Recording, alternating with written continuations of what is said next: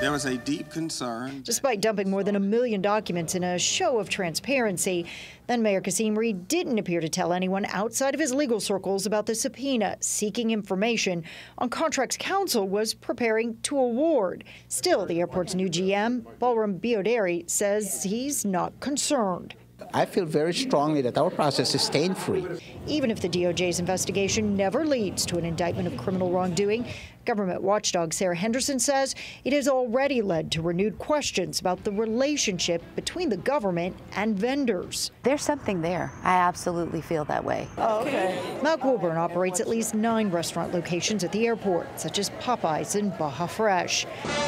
We found this video of his 007-themed birthday party and charity fundraiser, sponsored in part by several other airport vendors, and then City Council member Keisha Lance Bottoms.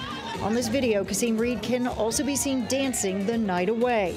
Social media dating back to Reed's first mayoral campaign show an ongoing relationship. So they don't need to be involved personally, professionally, anything with those airport contractors. In the early 90s, Wilburn was acquitted of federal corruption charges, but his business partner, Dan Paradis, went to prison for trying to manipulate airport contracts.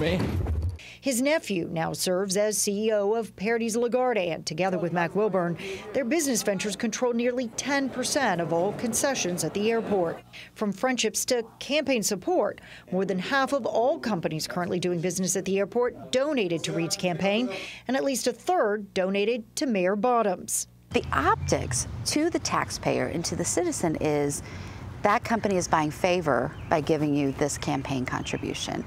And so I think that pay to play, has to be done with. It's my integrity. Bioderi says he'll focus on transparency, adding not more documents, but another layer of review to the bidding process. We are a city-owned entity.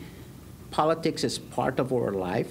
Which is why he says whatever the mayor decides, we will execute a decision, provided it's not illegal, immoral, or will bring imminent danger to the organization.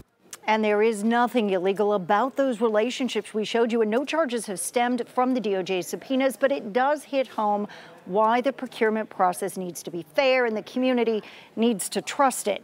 I asked the mayor's office again today when she plans to finish her review of the process, name a new procurement chief, or even settle on a permanent airport GM. No timeline was given, and I was told there were no updates.